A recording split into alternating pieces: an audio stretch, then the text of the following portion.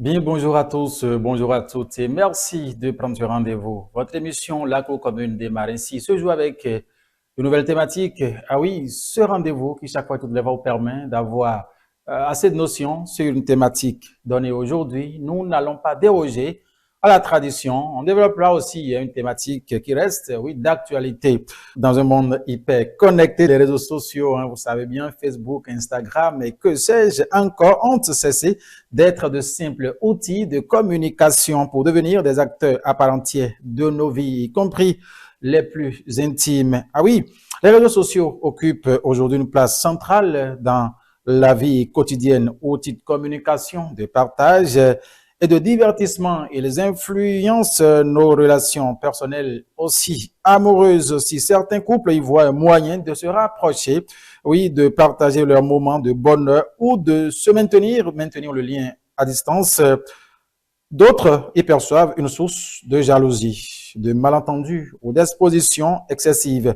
Ainsi, l'omniprésence du numérique soulève une question essentielle. Quelle est la véritable, j'allais dire, influence des réseaux sociaux sur la vie de couple? Nous allons aujourd'hui développer cette thématique à nos jours lorsque les réseaux sociaux s'invitent dans la vie de couple. En tout cas, existe-t-il des inconvénients, des avantages ou bien comment faut-il procéder pour maintenir en équilibre le couple? On tentera ici, en tout cas, mesdames et messieurs, de développer la thématique avec mes invités présents sur ce plateau avec moi, Aurore Dossiovo.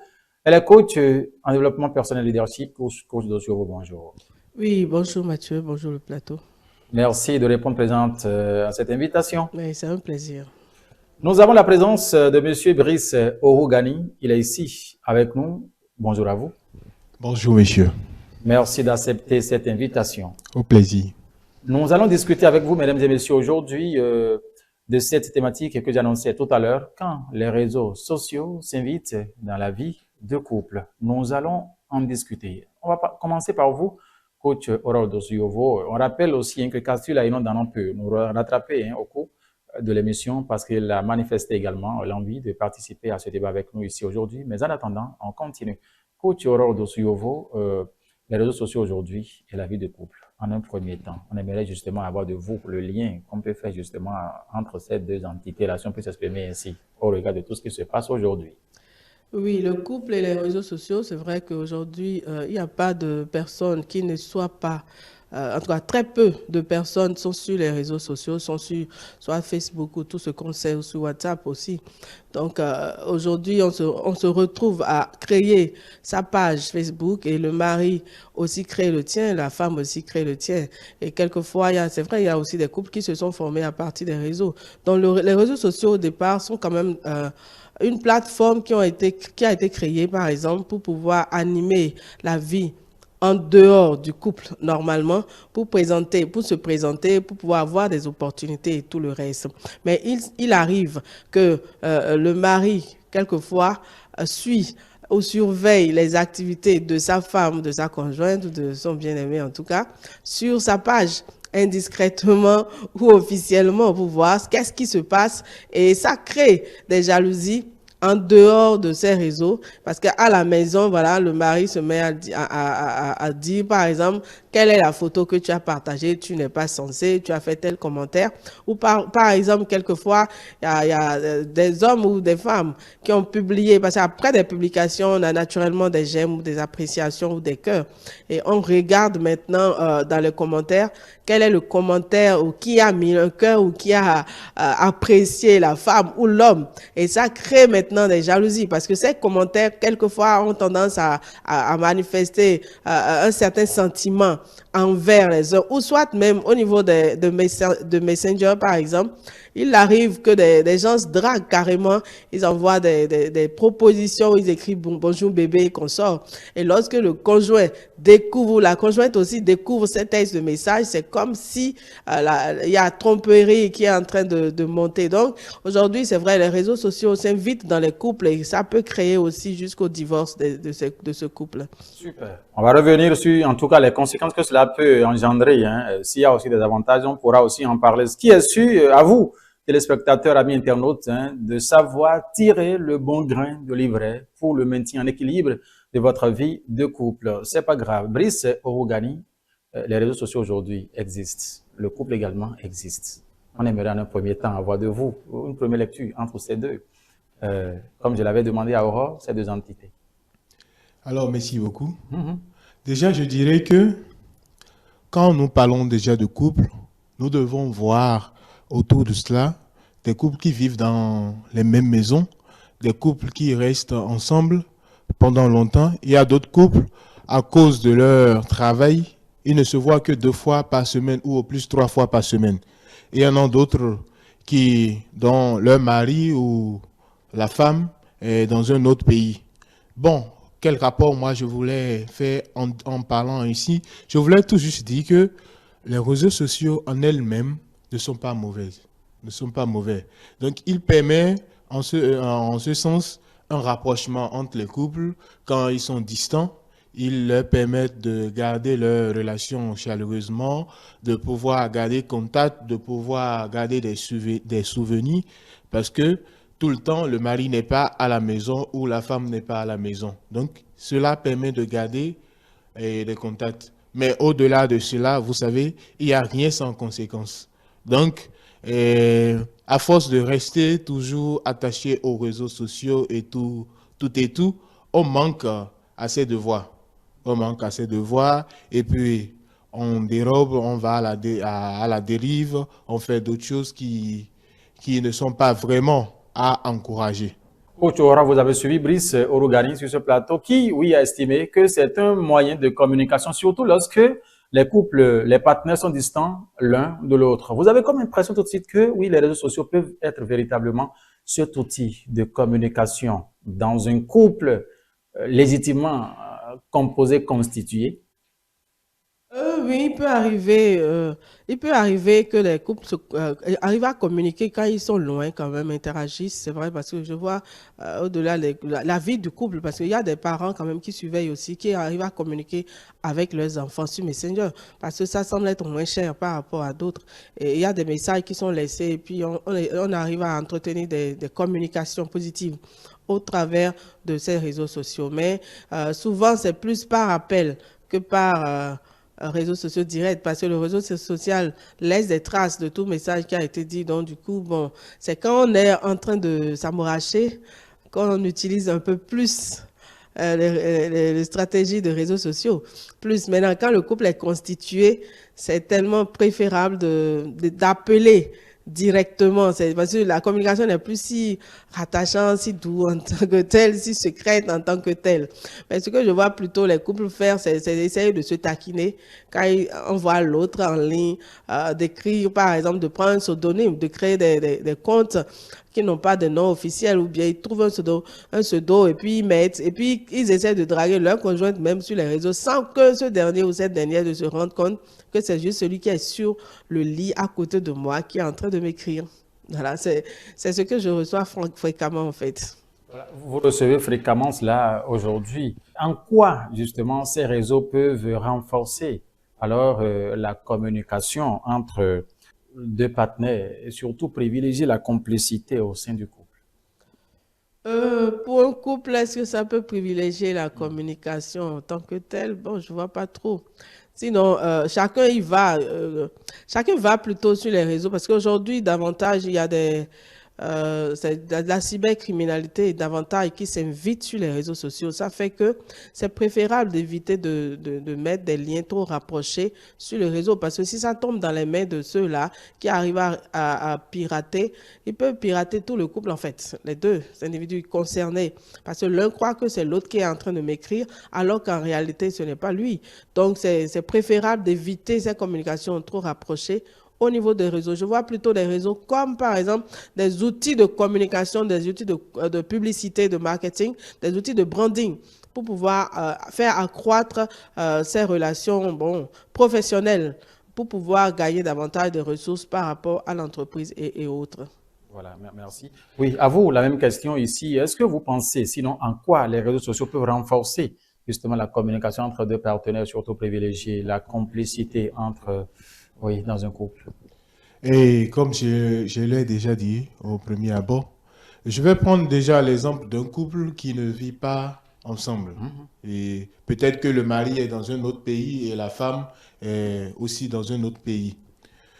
Là, je dirais tout simplement que en écrivant sur les réseaux sociaux et en restant sur les réseaux sociaux, cela peut permettre peut-être à la femme de suivre sur Facebook ou sur TikTok ou encore sur des pages publicitaires, je veux parler de YouTube aussi, des vidéos ou des publications qui leur permettraient de faire accroître leur développement personnel.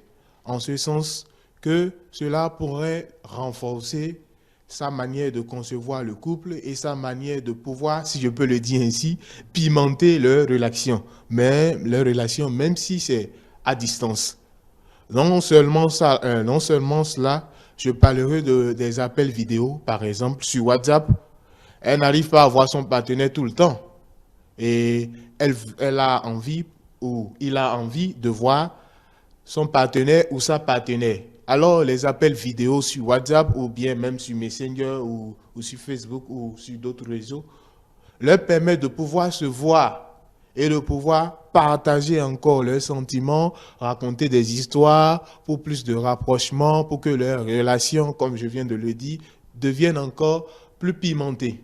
Au-delà de cet aspect positif que vous soulignez justement des réseaux sociaux au sein, sinon dans le couple, est-ce que, M. Brice Orogani, vous avez déjà assisté peut-être à un cas où ces réseaux sociaux ont été à la base d'une dislocation ou bien d'une discorde, bon, d'un divorce, si on peut le dire aussi, des couples?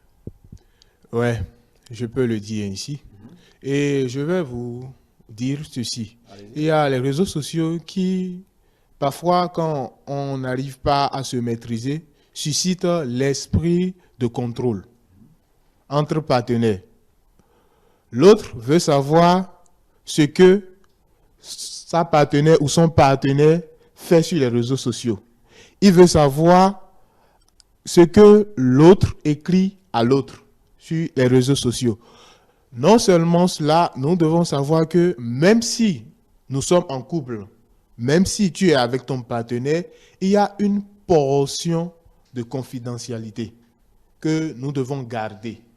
Alors, et nous devons aussi savoir que, et retenir que tous ceux qui envoient des messages ou tous ceux qui écrivent ou envoient des messages sur les réseaux sociaux ne sont pas animés d'un esprit de bienveillance. Je prends un exemple d'un monsieur qui travaille dans un restaurant. Il est responsable d'un restaurant, il est le fondé du restaurant et qui reçoit des servantes tout et tout pour pouvoir accroître son business.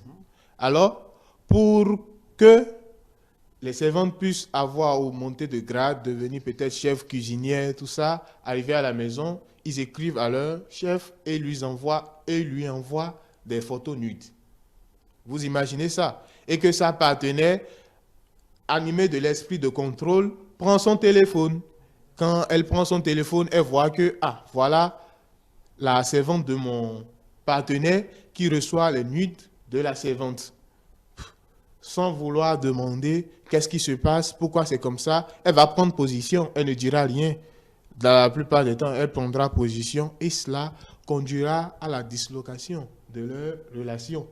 D'accord. Merci beaucoup pour cet exemple. Coach Roldo Siovo, vous avez suivi Brice qui a utilisé, il a illustré un peu son argumentaire par cet exemple où servante, bon, peut envoyer des photos, images à son patron qui est à la maison, cela crée des débandades et voilà, bienvenue les dégâts. Dans quelles conditions pensez-vous, en dehors de ce que Brice vient de citer comme exemple maintenant, les réseaux sociaux peuvent être encore la base de tensions dans les couples? Généralement, c'est par exemple les photos partagées, par exemple, lorsque quelqu'un va, bon, nous on est dans des conférences, des colloques et qu'on sort, lorsqu'on arrive à partager par exemple le rendu ou les photos prises lors des séances, juste avec des commentaires pour retracer l'activité, juste comme ça, il se peut que le conjoint qui n'était pas à l'activité, par exemple, commence par regarder, ou même les gens même qui, j'appelle les beaux-parents en ligne, Parce que lorsque c'est partagé, il y a, tout le monde est presque sur les réseaux, il y a des beaux-parents positifs, il y a des ceux-là qui veulent se surveiller aussi. Il y a des amis, parents alliés, amis là, qui regardent des photos et qui font la capture d'écran et qui renvoient au conjoint carrément pour dire, voilà, est-ce que tu as vu, telle personne était dans tel hôtel. Et regarde même la position qu'ils sont en train de prendre pour faire la photo d'image là. Et ça crée des frustrations, c'est parce que c'est des commentaires qui sont faits avant que la photo ne parte. Il y a des commentaires, il y a des trucs qui sont dits et ça fait qu'en réalité, le conjoint ou la conjointe commence par se faire des idées et commence par se mettre comme un peu réticent pour dire non, désormais d'abord tu me supprimes tout ça là, tu n'iras plus. Et puis, comme au commencement, l'autre ne dit pas ouvertement quelquefois d'où il sort ces argumentations. Ça commence par des accusations et puis l'autre est surpris pour dire tu as sorti tout ça ou tu as vu même les images où parce qu'il ne veut pas souvent remonter sur celui-là qui a envoyé l'information, qui a fait le commentaire parce qu'on protège un peu la source. Et ça crée des confusions dans le foyer, ça crée l'un peut arracher le portable pour confisquer le portable carrément pour empêcher l'évolution de son travail. Donc du coup, il y a beaucoup de ces genres de dérapages qui peuvent arriver. Et aujourd'hui, nous savons que les réseaux sociaux évoluent sur aussi des buzz. C'est lorsque, par exemple, des gens regardent, imaginons par exemple le mariage du pasteur Tounassi la dernière fois, les gens essayaient de zoomer un peu son ventre, ils ont fait des cercles au niveau du ventre, ils ont dit, la dame là était enceinte et tout. Et ça crée des buzz, et tout le monde relaie, tout le monde relaie.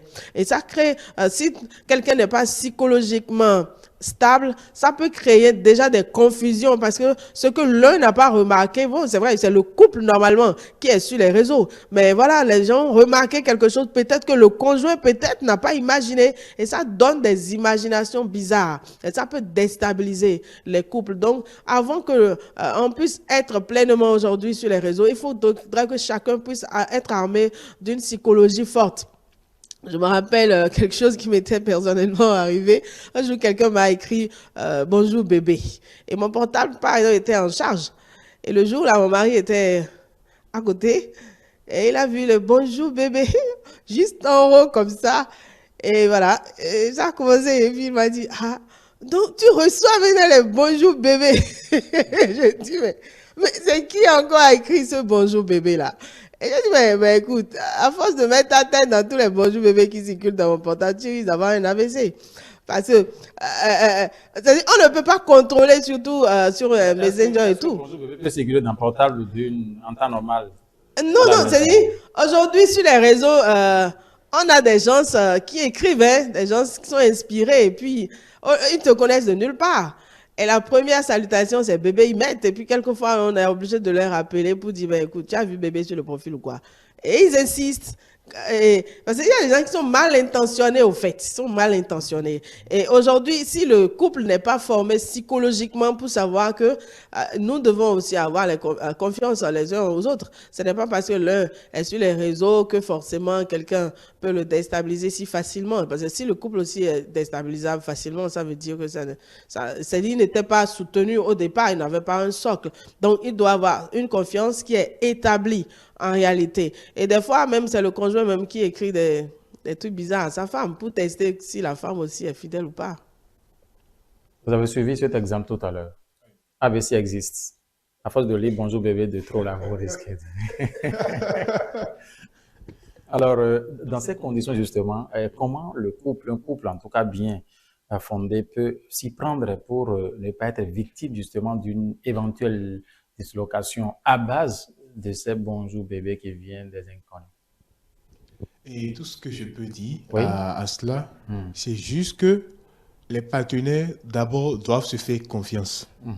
Ils doivent se faire mutuellement confiance. Et il ne faut pas tomber sous l'addiction des réseaux sociaux. Vous savez, en couple, quand vous avez vos moments d'intimité, vos moments où vous devez rester ensemble pour faire accroître votre amour, il faut laisser les téléphones, tout ce qui est affaire de réseaux sociaux, il faut le laisser loin de vous. Par exemple, je prends un exemple où vous sortez pour des promenades avec peut-être vos enfants et que vous allez dans un parc pour vous faire plaisir, vivre un moment de famille, tout est... Laissez les téléphones, par exemple, dans votre voiture ou dans vos sacs. N'utilisez pas le téléphone. Comme ça, vous pourrez accroître votre amour. À la maison, sur le lit, quand tu es avec ton partenaire, vivez vos moments ensemble. Il ne faut pas que sur le lit, chacun ait son téléphone à la main, chacun soit pressé d'aller scroller, aller sur WhatsApp, aller répondre. Si en ce temps on veut répondre aux messages de temps, aux messages de ci, si en ce temps on veut voir certaines publications. Non, il faut laisser le téléphone vivre les moments avec son partenaire, les moments qu'il faut avec son partenaire. Et aussi, pendant, et c'est vrai, comme Madame Aurore vient de le dire, sur les réseaux sociaux, il y a des gens qui sont animés, même quand vous faites de bonnes choses ou bien vous postez des photos, il y a des commentaires bizarres, des messages bizarres qui viennent. Limitez ces messages. Quand un message vient et que vous voyez que ce commentaire n'est pas bon, vous supprimez le commentaire et vous notifiez avant de supprimer, non, je ne suis pas ton bébé. Si un message vient, comme elle a dit tout à l'heure, bonjour bébé, elle l'a interpellé. Non, est-ce que tu as vu bébé sur mon profil? Oui ou non? Non, je n'ai pas vu. Alors, s'il continue, pape, bloqué, vous le bloquez et puis c'est fini. Vous supprimez le numéro et c'est fini. Il faut se maîtriser et il faut vraiment donner des limites parce que les réseaux sociaux en eux ne sont pas mauvais. C'est l'usage que nous, partenaires, nous en fait, ou nous, les citoyens, nous les usagers, et qui l'utilisons, c'est l'usage que nous faisons de ces réseaux qui influencent nos vies et qui influencent notre couple, si je peux le dire, ou la relation qui existe entre nous, partenaires. Dans un ménage ou dans un couple où le mari est rentré, bon, en tout cas un partenaire est rentré, alors qu'il y a des dossiers à gérer sur le téléphone, en tout cas à travers les plateformes digitales aujourd'hui, comme nous les connaissons, il y en a plusieurs. Un partenaire qui se concentre sans avis de l'autre sur le téléphone à la maison. On aimerait un peu travailler un peu ce côté, sur ce plateau, un peu pour savoir comment l'utiliser justement ces réseaux sociaux à la maison pour ne pas créer de tension. Aujourd'hui, déjà, le téléphone est devenu l'intrus qui s'invite tout le temps, partout, dans le lit ou dans le véhicule et partout. Donc, du coup, à force de vouloir mettre trop de limites, ça crée aussi des confusions, ça génère d'autres soucis dans le foyer. C'est comme si on essaie de bloquer l'autre dans la tâche, dans son travail, parce que le portable n'est pas seulement pour aller faire des activités sur les réseaux. C'est pour aussi faire, il y a des trucs de Word, par exemple, sur le portable. Il y a des trucs qu'on doit faire, par exemple. Donc, du coup, c'est déjà de commencer par se faire confiance, en fait. Parce que moins il y aura de la confiance, plus il y aura de la surveillance qui dégénère. Parce que chacun, quand même, des membres du couple est conscient que je ne dois pas faire ceci, par exemple, en présence de l'autre. L'un est conscient. En tout cas, plus la maturité du couple se manifeste, plus chacun est responsable, plus chacun devient responsable. Sinon, ça devient, tu dois déposer le portable, l'autre dit non, tu n'es pas mon chef, non, tu ne dois pas me contrôler. C'est comme si tu me contrôles déjà trop. Et ça devient des trucs qui ne sont pas bienvenus. Parce que finalement, l'un s'accroche à son portable et s'en va au salon et l'autre s'en va dormir. Et ça devient bizarre. Or, ce n'est pas d'abord l'atmosphère qui devrait se manifester dans un couple. Parce que ça crée aussi la cachotterie. Le fait de commencer par mettre ces règles-là, l'un préfère rester dans son service et apparaître à 23 heures. Là, il a fini de faire tout ce qu'il a à faire. Et plus il reste dehors, c'est mieux de rentrer plus tôt, de venir faire ce que tu as à faire, plus tant que les deux sont quand même ensemble, même si l'un ne contrôle pas l'autre. Je crois qu'il y a un peu de retenue sur ce que l'autre serait en train de faire, puisque l'autre est là. Mais si c'est seulement pour aller fuir, aller faire ça quelque part, ça va dégénérer et ce qu'on ne veut pas faire, on va le faire. Parce que dans les relations, il y a toujours des intrus dehors qui cherchent à se mettre au travers d'une relation. Hein. Donc du coup, il y a toujours des gens qui tolèrent tout. Femme ou homme, je ne sais pas, hein, quelque part, qui tolère tout, à qui on peut montrer tout, on peut dire tout, alors que le conjoint qui est normalement formé, on ne peut pas lui dire tout. Finalement, bon, est-ce que c'est l'autre qui est dehors, qui est le couple, la moitié du couple, ou bien c'est celui qui est dedans, à qui on est censé du tout, qui contrôle tout plutôt, qui ne maîtrise plutôt plus finalement rien. Donc, il faudrait établir une relation de confiance et laisser un peu de marge à l'autre avec la conscience de la responsabilité, qu'il y a une limite. Si son portable sonne, ce n'est pas grave. Mais c'est les jeunes couples, souvent, je vois souvent avec ces gens de Discord. C'est quand je m'étais mariée nouvellement, il y avait eu ce souci-là au début, mais à un moment donné, je me suis rendu compte que non, il faut que chacun garde son portable et fasse ce qu'il veut. Le mariage aussi, c'est pas forcé. C'est pas synonyme de prison. Oui, c'est pas synonyme de Alors, prison. vous avez écouté Aurore Dossiovo qui a parlé d'établir nécessairement un climat de confiance. Est-ce que rester au dehors pour s'occuper du dehors, c'est pas aussi une manière de rester en confiance? Là, tu viens, on sait que c'est intérieur, tu veux t'occuper de l'intérieur. Et pas forcément. Pas forcément. Parce que, comme elle a dit, et la confiance, c'est d'abord psychologique. Je vais le dire, c'est d'abord psychologique. Si tu penses que, parce que ta femme est sur les réseaux sociaux, ou bien parce que ton partenaire est sur les réseaux sociaux, il va te tromper, ou bien il va te trahir, il n'y a pas de... Quel que soit l'esprit de contrôle, comme je l'ai dit au départ, ça va t'animer. Tu vas vouloir forcément comprendre qu'est-ce qu'il fait, qu'est-ce qu'il fait. Tu seras animé d'un esprit de malveillance à voir que ton mari ou ton partenaire ou ta partenaire n'est pas en train de faire ce qu'il doit faire. Soit toi tu dis, il est au travail, il est en train de travailler, il est en train de se chercher comment faire pour que vous puissiez avoir une stabilité peut-être financière ou bien avoir une vie plus belle que ça.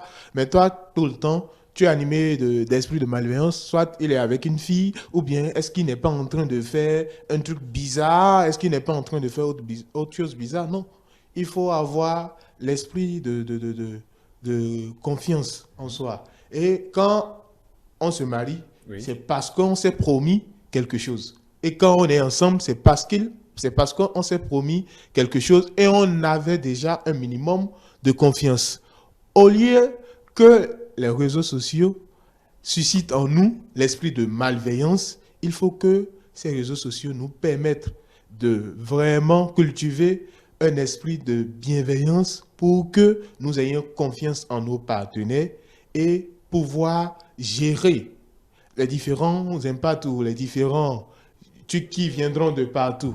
Parce que il y a toujours, comme elle a dit tout à l'heure, Madame Aurore l'a dit tout à l'heure, il y a toujours des personnes là dehors qu'ils veulent voir mettre et vous séparer, vous disloquer. Ils ont eux leur manière de voir. Et aussi, je vais profiter pour parler un peu de la vie du paraître sur les réseaux sociaux. Oui. Et par exemple, maintenant, nous voyons une dame qui sort, qui fait une vidéo avec une belle voiture, peut-être une Range Rover ou bien une Prado qui vient de sortir ou bien une CFAO brown qui vient de sortir très jolie. Et là, on se dit, je suis avec mon partenaire. Et lui, là, depuis là, je suis avec lui. Même pas un petit vélo, il n'a même pas pu acheter. Regarde cette fille-là. Je la connaissais, hein. Elle était dans mon quartier. Voilà, maintenant, ou bien on voit un jeune homme qui montre la vie du paraître. Qui vous a dit que la voiture que vous avez vue derrière la femme, qui vous a dit que c'est sa voiture? Qui vous a dit que le monsieur que vous avez vu à tel hôtel peut-être ou bien devant tel hôtel, qui vous a dit que c'est son hôtel? Alors, il faut vraiment avoir... Est-ce qu'il faut nécessairement avoir hôtel? On peut payer, quand c'est hôtel de luxe, payer aussi quelque part où rester là, c'est aussi fait du Diago. Ouais, c'est fait du Diago. C'est ce qu'on oublie, c'est derrière ça. Est-ce que ce qu'il montre, il le vit constamment ou bien c'est juste pour 5 minutes et après, il s'en va? C'est ce qu'on ne sait pas. C'est ce qu'on ne sait pas. Et là, les réseaux sociaux, vous voyez la vie du paraître et surtout quand vous n'êtes pas vraiment psychologiquement fort ou bien et les moyens sont maigres. Vous avez vraiment envie de dire non, moi je ne peux pas rester dans ça, je préfère me balader pour trouver un autre conjoint plus mieux que mon partenaire, tout et tout, et aller à la dérive. Alors, je vais exhorter les partenaires, que ce soit homme comme femme, à vraiment, vraiment, vraiment avoir une certaine maturité et une mentalité pour ne pas aller en dérive. Parce que ce que nous voyons n'est pas toujours ce qu'on pense. Il y a, je pense, un adage ou bien une citation qui dit tout ce qu'on voit n'est pas de l'or. Tout ce qui brille n'est pas de Voilà, l'or. tout ce qui brille n'est pas de l'or, excusez-moi. Voilà. Donc, il ne faut pas se relativiser aux vies ou bien à ce que les réseaux sociaux nous affichent. Voilà. Aurore Dosso, vous avez suivi Brice tout à l'heure, hein, qui a cité des exemples, il a fait allusion à tout ce qui défile, les images sur les réseaux sociaux et tout, qui emporte parfois certains partenaires qui se retrouvent peut-être derrière. Quand un homme se cache derrière une image de femme pour prendre de l'argent, c'est aussi les inconvénients des réseaux sociaux. Il a aussi cité un exemple, hein, les dehors qui, en tout cas, veulent disloquer. Est-ce que c'est dislocation-là qui fait objet, qui fait la raison fondamentale ou bien le dehors veut se faire une place peut-être dans la vie de dedans? Oui, en fait, le dehors veut se faire une place dans la vie du dedans parce que, c'est-à-dire, les réseaux sociaux ont été mis en place pour faire la publicité, pour faire la communication. C'est d'abord l'objectif que je vois plutôt dans l'utilisation des réseaux. Et cela ne doit pas être perdu de vue. Lorsque quelqu'un va s'afficher ou affiche une certaine place, on appelle, il fait le branding. Parce qu'aujourd'hui, si tu présentes l'emballage d'une certaine manière, les gens ne vont pas acheter. Si tu présentes que tu habites toujours dans un ghetto, c'est pas évident que les gens croient non plus en toi. Donc, le commercial ou celui-là qui veut faire du marketing habille son image correctement et sort ça sur sa page et présente par exemple, et aujourd'hui, il y a des gens qui sont des représentants commerciaux et qui doivent être dans des grands hôtels ou dans des voitures de luxe pour présenter. Parce qu'il y a cet aspect, effectivement, qui déstabilise beaucoup et qui amène certains hommes ou femmes à aller draguer celui-là qu'ils ont vu sur le profil. Parce qu'ils ont vu le profil, ils ont regardé la page et on a fait certain branding, voilà, telle personne est à tel endroit, il vit dans tel endroit parce que les gens sont sur les réseaux, ils sont à Cotonou, quelque part, hein, et puis ils disent qu'ils vivent à Paris, par exemple. Bon, c'est des mensonges, chacun s'en va mettre là où il ne vit même pas et ils affichent et on tag là où on n'est même pas, c'est vrai, ça déstabilise beaucoup de couples parce que l'un commence pas à voir que non mais c'est cette vie que je vois là qui me plaît et commence pas à s'attacher ou à aller faire des commentaires et les gens s'en vont même jusqu'à dire bon c'est comme les gens s'amusent à aller draguer des gens sur des images qu'ils ont vues et non sur la personne réelle qu'ils ont vue. Et les couples sont déstabilisés juste parce qu'ils voient que non, tel couple, au niveau de tel couple, quand même, ils s'entendent bien. Des gens qui se font des bisous sur des réseaux, des gens qui ont tendance à s'embrasser même sur des réseaux. Et puis on dit, mais c'est un couple apparemment qui s'entend tellement bien, qui s'envoie des mots toujours doux. Et c'est des gens qui sont en harmonie tout le temps. Et on a l'impression que mais ce couple idyllique, là, pourquoi pour nous n'est jamais idyllique comme ça? C'est pas si beau, c'est pas si parfait. Mon mari ne me fait pas des câlins, alors que je vois un couple ivoirien qu'on montre souvent là, je ne veux pas appeler les noms. Des gens qui sont apparemment tout parfaits. L'un appelle par exemple et taquine l'autre en direct. On se dit mais ça c'est un couple parfait. Alors qu'en réalité, c'est pour avoir de l'argent en fait. C'est pour animer la vie économique de leur foyer. C'est pour parce que plus on aura de j'aime, plus l'algorithme de Facebook va rembourser ces gens-là, plus ils seront des agents commerciaux d'autres entreprises. Parce que cette harmonie, c'est préparé, c'est comme du théâtre qui a été préparé, qui a été bien fait pour présenter, pour attirer beaucoup de clients à la base et pour pouvoir maintenant récupérer de l'argent. Donc, ce qui a été montré, ce n'est pas ce qui est réel. Lorsque même il arrive des couples quelquefois aussi qui se clashent carrément sur les réseaux ou qui s'insultent et des autres personnes pensent que non, ces gens-là, ce qu'ils font, c'est pas bon. Finalement, ils ont des gemmes de toute façon. Tout ce que chacun s'en va faire, c'est un objectif qui est derrière. Lorsque nous, en tant que couple qui ne sommes pas totalement formés, allons sur les réseaux, faisons un peu plus attention à ce qui est vu pour que cela n'affecte pas le couple qui est réel, qui n'est pas de l'imaginaire qui est là. Et les enfants aussi observent aujourd'hui ce que leurs parents font. Il ne faudrait pas, au travers de ce spectacle-là, dégénérer sur la vie même des enfants. Parce que si quelqu'un expose la vie de son enfant, il sait sur quoi il compte pour aller l'exposer.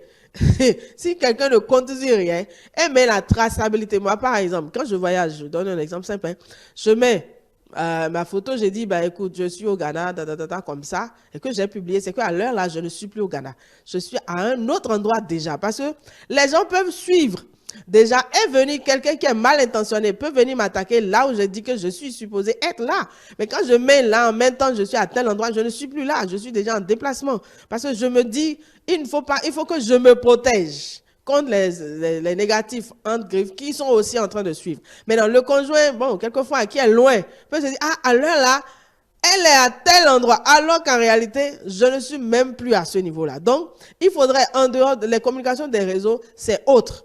La communication dans la vie réelle, c'est autre. Il faut que les gens aujourd'hui comprennent cette mentalité des réseaux sociaux pour que leur couple vive en paix et puisse évoluer au rythme, sachant que au-delà de tout ça, les activités économiques qui doivent alimenter les couples doivent évoluer. Parce que sans argent, le couple aussi passe par des souffrances. C'est vrai. Sans argent, oui, il n'y a pas d'aisance. Oui, il n'y a pas amour. Quand la galère plutôt entre par la fenêtre, c'est par la porte que l'amour sort et bienvenue les dégâts. En tout cas, ici, c'est les réseaux sociaux, c'est de ça que nous parlons sur ce plateau. Vous avez suivi les exemples que Aurore Dossio vous a donné justement par rapport à l'utilisation des réseaux sociaux qui sont destinés normalement à faire des publicités qui doivent servir justement à parler du commerce, en tout cas du marketing, comme il le faut sur les réseaux sociaux. Aujourd'hui, voilà l'usage que nous en faisons aujourd'hui un peu partout. Nous sommes en train de parler de cas typiques dans les couples ici aujourd'hui. Alors, quels sont, selon vous, les revers, les impacts que l'utilisation de ces réseaux sociaux peuvent avoir sur la vie des partenaires au sein du couple, puisque nous tendons déjà vers la fin de ce plateau? Les impacts Que les réseaux sociaux, l'utilisation des réseaux sociaux peuvent avoir sur la vie de couple. les impacts que les réseaux sociaux peuvent avoir sur la vie des couples sont énormes. Voilà. Alors, je vais commencer par parler déjà de la séparation, des malentendus répétés. Je vais parler des discussions. Je vais prendre un petit exemple en disant, par exemple, une femme qui a un couple qui a des enfants et dont la femme ou le mari est attaché aux réseaux sociaux. À la maison, la femme est là toute la journée. Peut-être qu'ils ont un bébé, elle ne lave pas le bébé, elle laisse le bébé là, elle lui porte une seule couche, le bébé chie dans le couche, il urine dans le couche, elle laisse le bébé comme ça parce qu'elle est connectée, elle est en train de TikToker, elle est en train de Facebooker, elle est en train de voir beaucoup d'images. Ou même que le soir, à la maison, les deux partenaires reviennent de boulot, ils ont les enfants, bonsoir papa, bonsoir maman, oui ça va, et puis ils vont. Tout le monde est dans son téléphone, tout le monde est sur les réseaux sociaux. Les enfants, à l'école, si ça va, on s'en fout. Si ça ne va pas, on s'en fout. Qu'est-ce qu'ils veulent? Juste, tout le monde est connecté sur les réseaux sociaux. Ça, c'est leur satisfaction. Alors, les enfants qui grandissent voient que à la maison, il y a plus de communication virtuelle que de communication naturelle. Je veux dire quoi? Que les enfants voient que leurs parents utilisent tout le temps les téléphones et ils sont toujours dans les réseaux sociaux. Alors, les petits enfants qui grandissent et qui voient cela disent que, ah, moi aussi, il faut que j'ai un téléphone pour que je sois aussi dans la communication avec mes parents. Au lieu de chaque fois nous voir, parce qu'il y a des maisons où, quand tu vas, tu ne verras même pas le papa en train de parler avec son enfant ou avec sa femme. Tout se fait par téléphone. Il s'envoie un message, tu es où, tu es là, viens me voir dans ma chambre, viens, amène-moi ci, amène-moi ça. Donc, si bien que l'enfant grandit dans le virtuel et dans les trucs de réseaux sociaux, à l'école, il n'apprend plus rien, il ne garde rien, même pour aller faire le rendement à l'école, c'est zéro. Finalement, les résultats scolaires, zéro. L'enfant vient à la maison, alors le parent va se fâcher. Mais pourquoi? Pourquoi c'est arrivé? C'est parce que tout le temps, l'enfant était sur les réseaux sociaux. Et puis papa aussi était sur les réseaux sociaux. Il n'a pas cherché à savoir comment évolue. Est-ce que mon enfant, ça évolue avec lui? Est-ce qu'il comprend à l'école? Rien de tout ça. Donc, impact, c'est de détruire d'abord la mentalité des enfants, l'avenir des enfants, si je peux le dire. L'autre chose est de commencer par détruire aussi petit à petit l'amour qu'il y a entre partenaires. Parce qu'un jour, cela va arriver où le mari doit venir à la maison trouver le manger du soir et il verra que, au lieu que madame prépare le manger du soir, elle est en train de scroller ou bien elle est sur son téléphone. Alors, j'aimerais exhorter les couples et les partenaires à vraiment faire un effort pour ne pas tomber sous l'addiction des réseaux sociaux. Et cet effort, comment justement il faut le faire? Nous allons revenir sur ça pour conclure avec vous. Alors, Aurore Dosso, vous avez suivi Brice Orogani hein, qui a parlé un peu des travers, des conséquences, des impacts négatifs justement de l'utilisation des réseaux sociaux sur la vie de couple. Est-ce que vous voyez la chose sous ce même angle ou bien au vu des expériences aujourd'hui, il y en a qui dépassent peut-être ses limites? Oui, c'est vrai, il y a beaucoup de ces conséquences qu'on observe quand même, qu'on ne voit pas venir, mais qui se manifestent tout doucement et ça détruit un peu la relation en intimité aussi au niveau des couples. Et c'est là où chacun dans le foyer doit quand même être responsable pour ne pas laisser l'intrus gâter ce qui est censé être un outil d'avancement et de progrès. Parce que c'est vrai, on ne peut plus dire aujourd'hui qu'on va vivre sans les réseaux. Il faut être dans le truc de son temps. C'est le truc du temps, du moment maintenant. Il y a des gens aujourd'hui aussi qui quand même aussi arrivent à empêcher leur conjointe d'aller sur les réseaux. C'est comme on fait des grands séminaires arriver sur le plateau, c'est déjà aller vers les réseaux. Et d'autres personnes peuvent dire non, non, non, comme c'est ça, je ne préfère pas que mon image sorte sur les réseaux parce que si je suis à la télé, par exemple, mon image risque d'être détruite ou bien quelqu'un pourrait voir ou ainsi de suite. Donc, mais ça ne doit pas être normalement un frein à l'évolution de chacun. Parce que quoi qu'on dise, les activités doivent avancer. Donc, il faut garder plutôt l'objectif premier des réseaux sociaux avant que cela ne dégénère. Et l'autre chose que ça fait, c'est que économiquement, les gens ne mesurent pas les dépenses qui sont faites. Quand on part le matin, on achète les forfaits, on est sur TikTok du matin jusqu'au soir à regarder les vidéos, on est obligé d'utiliser l'argent du foyer qui est censé être pour les popotes, pour préparer autre chose, pour se nourrir ou pour prendre soin de soi-même. On est obligé de dépenser ça indirectement et inconsciemment généralement parce qu'on ne mesure pas ces dépenses-là. Forfait fini, oh venez m'acheter encore du forfait. On oublie même que c'est une dépense qu'on a créée, en réalité, qui ne rapporte rien. Parce qu'à la fin, qu'est-ce que ça a rapporté? Et ça a rapporté des gemmes à l'autre, ça a rapporté des activités économiques à l'autre, mais on a nourri les yeux, mais on a fait plutôt des dépenses. C'est bon de se canaliser un peu pour regarder, pour voir que non, je dois avoir un certain budget. Si je dois aller sur les réseaux pour partager ou pour voir, je dois avoir un certain budget pour ne pas empiéter sur l'accomplissement de trucs là. Et les systèmes que nous demandons aux gens, mais nous sommes en train d'arriver vers la fin de l'année. Combien d'argent a été dépensé depuis janvier jusqu'à maintenant sur les réseaux? Il faut l'évaluer. Combien j'ai aussi gagné dans mes activités pratiques? Il faut l'évaluer pour que progressivement, on puisse réduire cette addiction-là et équilibrer les choses, de sorte que si je dois aller même m'afficher ou afficher qui, quoi, contrôler quoi et autres là, que je sache combien je vais y mettre, parce que quelque part, je dois faire accroître ma vie au-delà de ça et veiller à l'harmonie de mon conjoint. Maintenant, il y a d'autres qui décident de s'exposer. Il faudrait aussi éviter de s'exposer parce qu'il y a des images qui sont traçables. Il y a des images qu'on ne peut pas s'effacer. Il y a des gens qui font des palabres et qui utilisent les stratégies de communication des autres et qui plutôt affichent leur vie réelle de palabres sur les réseaux. Les gens se clashent sans savoir qu'en réalité, ils sont en train de s'exposer. Ils amènent à jeter un regard négatif sur leur foyer, ils se sont insultés correctement. Après, qui va les considérer après? Parce qu'après, il y a le rejet de la société qui sera fait par rapport à eux ou bien les gens qui écrivent des lettres. Aujourd'hui, c'est devenu monnaie courante. Hein. L'autre écrit des lettres ouvertes à l'autre carrément sur les réseaux. Et ça devient une trace. On essaie de vilipender son conjoint sur les réseaux. On se dit, bon, comme lui ne veut pas voir, tout le monde verra. Mais est-ce que ces lettres aujourd'hui, on peut les supprimer avec le temps? Ou bien est-ce que c'est pas une manière d'exposer son conjoint? Parce que l'amour a commencé à un moment donné, ça peut avoir des clashs. Mais à un moment donné, les gens se reconstituent encore et puis ça forme encore des couples.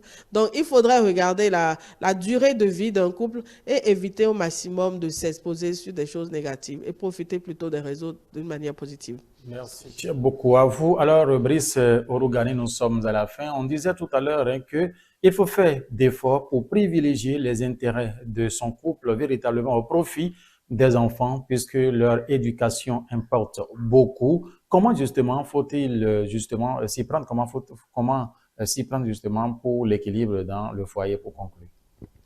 Je dirais tout simplement ceci, qu'il faut avoir un usage limité.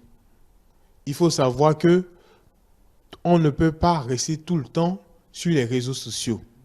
Que ce soit pour ceux qui font des publicités sur les réseaux sociaux, que ce soit pour ceux qui font leur commerce ou ceux qui ont leur activité sur les réseaux sociaux. Il y a un temps donné pour cela. J'ai un temps aussi à sacrifier, à donner à ma famille ou à mon partenaire. Je voulais dire par là qu'il faut, au moment, par exemple, je sais que mes enfants vont à l'école de 8h à midi, de 14h à 17h. Je sais qu'à l'arrivée des enfants, midi à 14h, je dois prendre soin d'eux. S'il y a la nourriture, je dois leur donner. En ce moment, le téléphone est déposé. Je dois éduquer les enfants de telle sorte qu'ils sachent qu'ils doivent vraiment se limiter et savoir que les réseaux sociaux ne sont pas faits pour être branchés ou bien pour être là tout le temps. Et savoir sur les réseaux sociaux ce qu'il faut regarder pour pouvoir accroître son développement personnel. Parce que on ne peut pas aller sur les réseaux sociaux et voir de n'importe quoi et dire que, ouais, je suis en train de voir des bonnes choses sur les écrans. Parce qu'il y a beaucoup de choses maintenant sur les réseaux sociaux. À nous de savoir ce que nous cherchions en allant sur les réseaux sociaux. Avec les enfants, peut-être il faut leur donner un petit temps, mais pour des recherches à l'école, peut-être, oui, vous avez peut-être 10 minutes, 15 minutes pour aller voir. Maintenant, si c'est un film, un samedi ou quelque chose comme ça, un cinéma que vous voulez montrer, vous exposez à la télé ou bien sur votre tablette ou bien sur votre appareil Android, vous regardez, après le tap, vous coupez, c'est fini. Les cahiers, il faut vraiment avoir un emploi du temps, si je peux le dire, un catalogue, une déontologie pour pouvoir vraiment rester dans la marge et ne pas aller en dérive. Voilà un peu ce que je peux vous dire concernant cela et comment s'y prendre. Merci beaucoup. Voilà, Aurore Dossiovo, à vous aussi pour conclure, quel message rapidement pour savoir comment utiliser, se limiter justement, limiter l'usage des réseaux sociaux pour maintenir l'équilibre du couple. Déjà, il faut, c'est vrai, avoir des timings, mais bon, c'est-à-dire il faut être responsable. Il faut consommer les réseaux sociaux de manière responsable pour maintenir l'équilibre du couple et pour pouvoir donner aussi un bon exemple aux enfants et veiller à la croissance économique. C'est-à-dire tout ce qui sort, il faut savoir le résultat que ça va donner avant de le faire. Même les interagissements ou bien même les connaissances ou les messages qu'on est en train de lire, il faut veiller à tous ces messages-là, voir l'impact que ça va donner. Le message aujourd'hui qui est dangereux, en fait, qui n'est pas de nature à accroître la communion du foyer, il faut veiller à aussi les supprimer pour que ça ne, la vue de ça n'amène pas des réactions négatives dans le couple. C'est-à-dire qu'il faut être présent, il faut veiller aux détails pour maintenir l'équilibre du foyer dont les enfants ont besoin comme modèle de croissance également. Merci beaucoup à vous, mesdames et messieurs. Ainsi prend fin ce rendez-vous, la cour commune de ce jour. On s'est intéressé justement aux impacts que l'utilisation des réseaux sociaux peut avoir sur la vie de couple. Pour en discuter sur ce plateau, Aurore Dossiovo, elle est coach en développement personnel et leadership. Elle a partagé avec nous ses expériences en la matière avec des exemples aussi tangibles. Merci d'avoir préparé ici, coach Dossiovo. Merci, c'est un plaisir. En face de vous, Brice Orugani, il est éducateur spécialisé en formation. Merci à vous, Brice. Merci beaucoup, monsieur, au plaisir. À vous, téléspectateurs, amis internautes, merci pour votre fidélité légendaire. On rappelle que toutes nos productions sont disponibles sur l'ensemble de nos plateformes digitales, notre site internet, www.télébenin.com, notre chaîne YouTube Télébénin. La page Facebook reste toujours Télé en direct, c'est le compte X, c'est Télé en live. L'application iOS et Android vous permet aussi de nous suivre partout où vous êtes sur la planète. Merci de nous avoir suivi le rendez-vous. C'est encore un plaisir. Portez-vous bien. Télé avec vous. Pour vous.